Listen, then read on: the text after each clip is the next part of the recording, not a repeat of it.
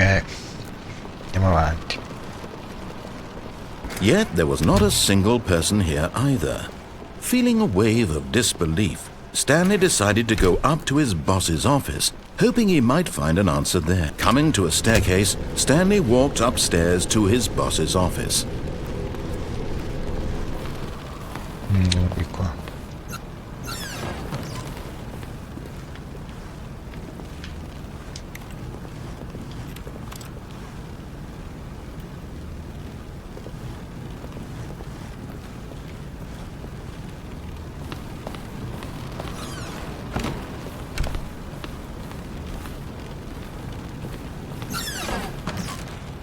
Ma se torni indietro cosa succede?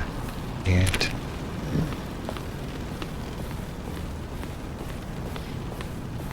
The moment he entered his manager's office, Stanley froze in his tracks. Not a living soul anywhere. Could he really be all alone? This was too much for Stanley to take. Too much for any man to take. He fell to his knees, bursting into half moans, half sobs, the guttural retching of life from a man denied any hope, any reason to keep going. Here on the floor he lay prone, paralyzed by fear for nearly a full hour. But when at last he began to move about and survey the situation, he found a keypad behind the boss's desk. What could it mean? Was it a sign of hope for Stanley's future? Alas, it was not. For although this keypad guarded the terrible secret of Stanley's past, it had been assigned a 4-digit code so devious and so random that no man could ever hope to guess it. 2845. Stanley was in such a rush to get through the story as quickly as possible, he didn't even have a single minute to just let the narrator talk. That kind of anxiety isn't healthy, so he relaxed for a few moments with some calming New Age music.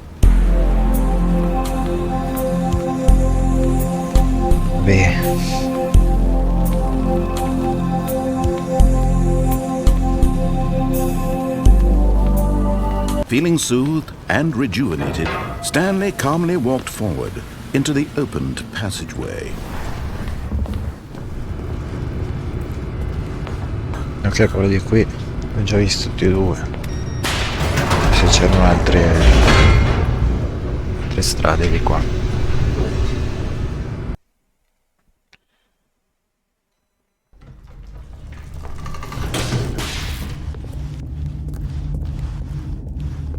Stanley walked straight ahead through the large door that read Mind Control Facility. Although this passageway had the word escape written on it, the truth was that at the end of this hall, Stanley would meet his violent death. Andiamo dall'altra parte. But of course, Stanley thought better of it and realized he simply had too much to live for. Ma questo l'ho già visto, fatto prima, non so se ha ricambiato adesso. The lights rose on an enormous room packed with television screens. What horrible secret did this place hold? Stanley thought to himself. Did he have the strength to find out?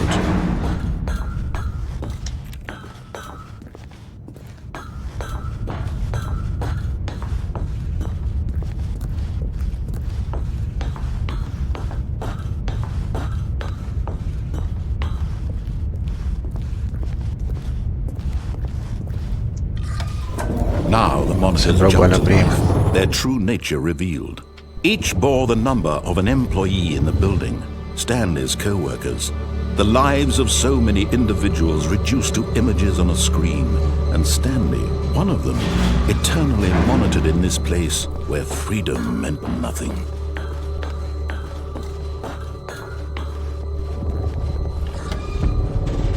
This mind control facility, it was too horrible to believe. It couldn't be true. Had Stanley really been under someone's control all this time? Was this the only reason he was happy with his boring job? That his emotions had been manipulated to accept it blindly? No, he refused to believe it. He couldn't accept it. His own life in someone else's control? Never! It was unthinkable, wasn't it? Was it even possible? Had he truly spent his entire life utterly blind to the world? But here was the proof, the heart of the operation. Controls labeled with emotions, happy or sad or content. Walking, eating, working, all of it monitored and commanded from this very place. And as the cold reality of his past began to sink in, Stanley decided that this machinery would never again exert its terrible power over another human life. For he would dismantle the controls once and for all.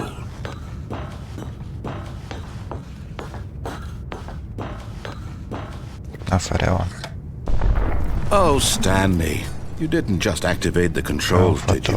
After they kept you enslaved all these years, you go and you try to take control of the machine for yourself. Is that what you wanted? Control? Oh, Stanley, I applaud your effort, I really do. But you need to understand, there's only so much that machine can do. You were supposed to let it go, turn the controls off, and leave. If you want to throw my story off track, you're going to have to do much better than that. I'm afraid you don't have nearly the power you think you do. For example, and I believe you'll find this pertinent, Stanley suddenly realized he had just initiated the network's emergency detonation system. In the event that this machine is activated without proper DNA identification, nuclear detonators are set to explode, eliminating the entire complex. How long until detonation then? Let's say 2 minutes. Now this is making things a little more fun, isn't it, Stanley? It's your time to shine. You are the star. It's your story now. Shape it to your heart's desires. Oh, this is much better than what I had in mind. What a shame we have so little time left to enjoy it. Mere moments until the bomb goes off. But what precious moments each one of them is. More time to talk about you, about me, where we're going, what all this means. I barely know where to start. What's that? You'd like to know where your co-workers are? A moment of solace before you're obliterated? All right, I'm in a good mood. You're going to die anyway. I'll tell you exactly what happened to them. I erased them. I turned off the machine. I set you free. Of course, that was merely in this instance of the story. Sometimes when I tell it, I simply let you sit there in your office forever, pushing buttons endlessly and then dying alone. Other times, I let the office sink into the ground, swallowing everyone inside, or I let it burn to a crisp. I have to say this, though, this version of events has been rather amusing. Watching you try to make sense of everything and take back the control wrested away from you, it's quite rich. I almost hate to see it go. But I'm sure whatever I come up with on the next go-around will be even better. My goodness, only 34 seconds left. But I'm enjoying this so much. You know what? To hell with it. I'm going to put some extra time on the clock. Why not? These are precious additional seconds, Stanley. Time doesn't grow on trees. Oh dear me, what's the matter, Stanley? Is it that you have no idea where you're going or what you're supposed to be doing right now? Or did you just assume when you saw that timer that something in this room was capable of turning it off?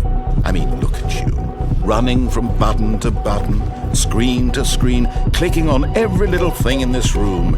These numbered buttons, no, these colored ones. Or maybe this big red button, or this door. Everything, anything, something here will save me.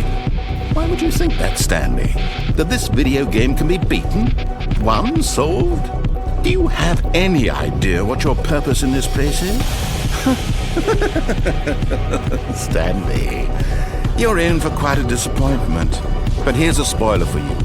That timer isn't a catalyst to keep the action moving along. It's just seconds ticking away to your death. You're only still playing instead of watching a cutscene because I want to watch you for every moment that you're powerless.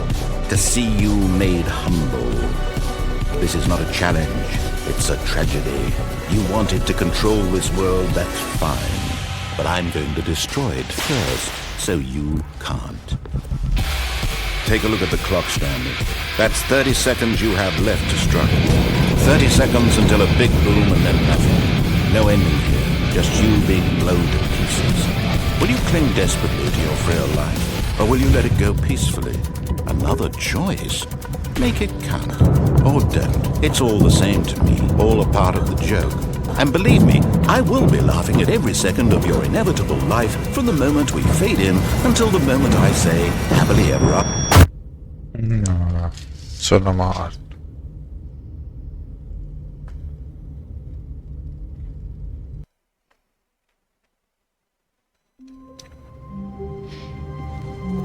Va bene.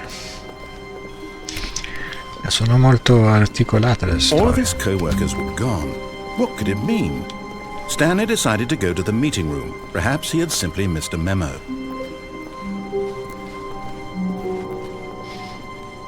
Sono davvero 1000. Non troverò mai tutte qua. Ma non penso sono 1000, è impossibile, di tanti. When Stanley came to a set of 2 open doors, this was not the correct way to the meeting room, and Stanley knew it perfectly well. Perhaps he wanted to stop by the employee lounge first, just to admire it.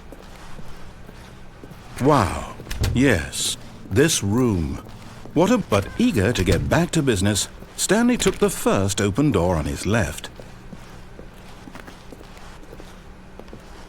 Andiamo dritto. Stanley was so bad at following directions, it's incredible he wasn't fired years ago. Look, Stanley, I think perhaps we've gotten off on the wrong foot here. I'm not your enemy, really, I'm not. I realize that investing your trust in someone else can be difficult, but the fact is that the story has been about nothing but you all this time. There's someone you've been neglecting, Stanley. Someone you've forgotten about. Please, stop trying to make every decision by yourself. Now, I'm not asking for me, I'm asking for her. This is it, Stanley. Your chance to redeem yourself, to put your work aside, to let her back into your life. She's been waiting. That's her, Stanley. You need to be the one to do this, to reach out.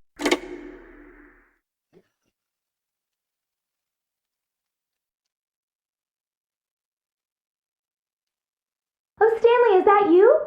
Hold on, sweetie. Sorry to keep you waiting. I'm just pulling the bread out of the oven. All right. Okay, there we go. All right, now, I want you to come in and tell me all about your day.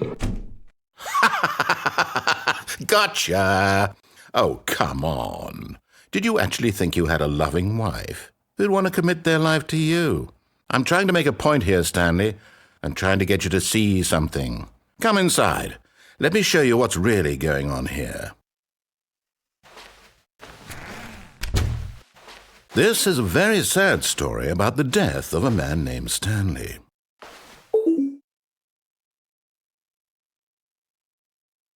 Stanley is quite a boring fellow. He has a job that demands nothing of him, and every button that he pushes is a reminder of the inconsequential nature of his existence.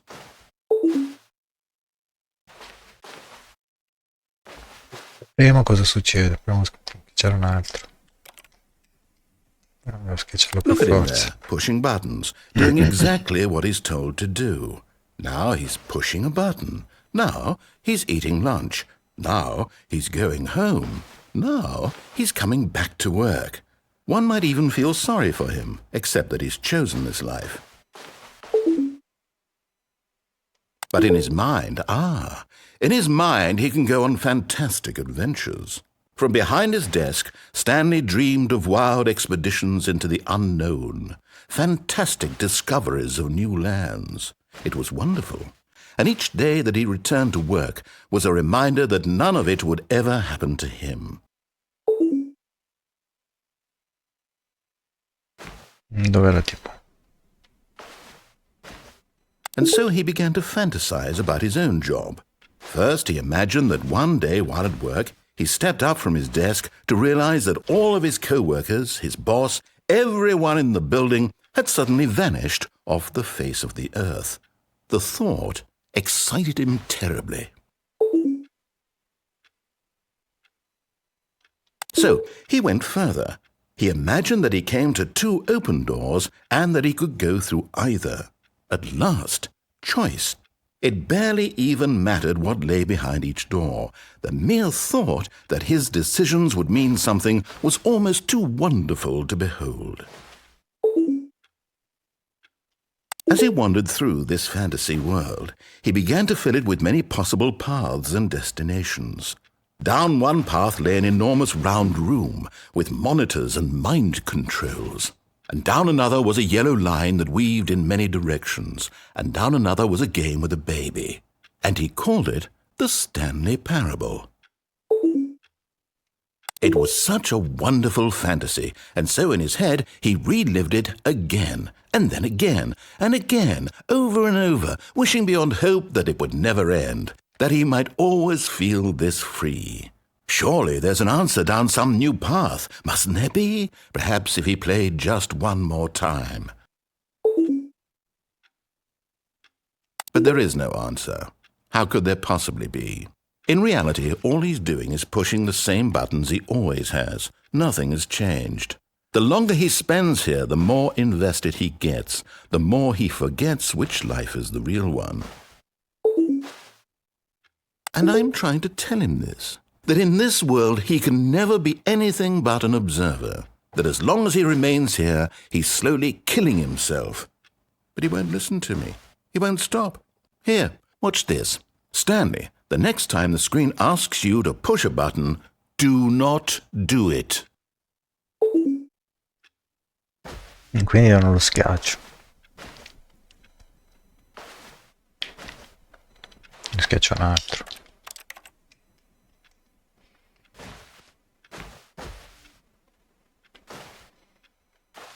Ha detto di non schiacciarlo.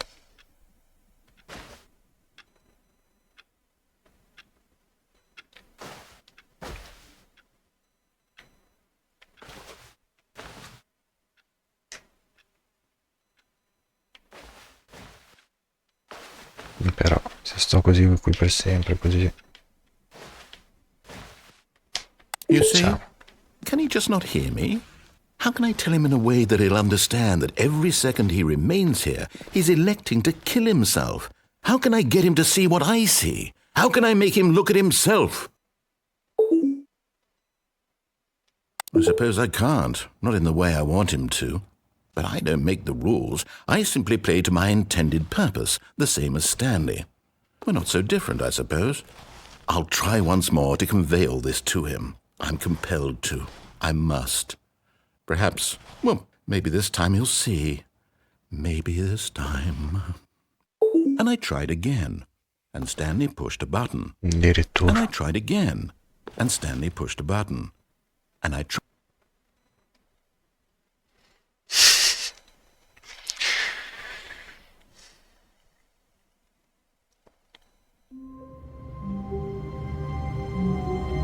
Va bene.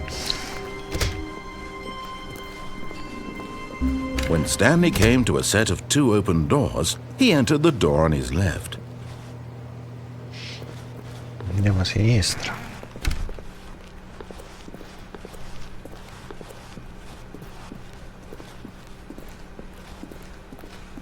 Però di qui. Yet there was not a single person here either. Feeling a wave of disbelief, Stanley decided to go up to his boss's office, hoping he might find an answer there. Stanley stepped into the broom closet, but there was nothing here, so he turned around and got back on track.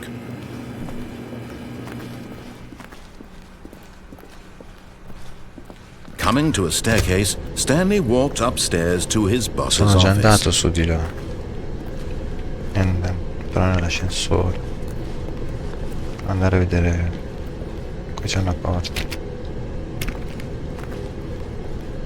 Andiamo a vedere l'ascensore sopra. Lì c'è il bagno.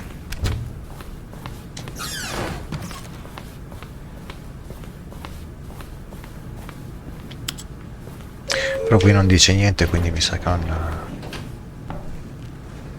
c'è da fare niente qua, se no parlerebbe.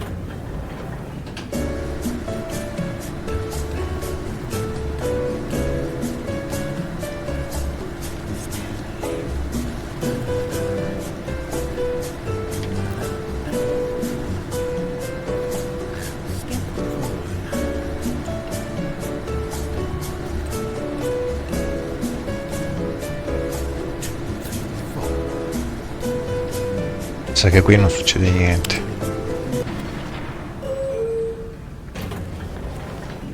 Infatti sempre fermo lì così. Va bene, dai, 20 minuti.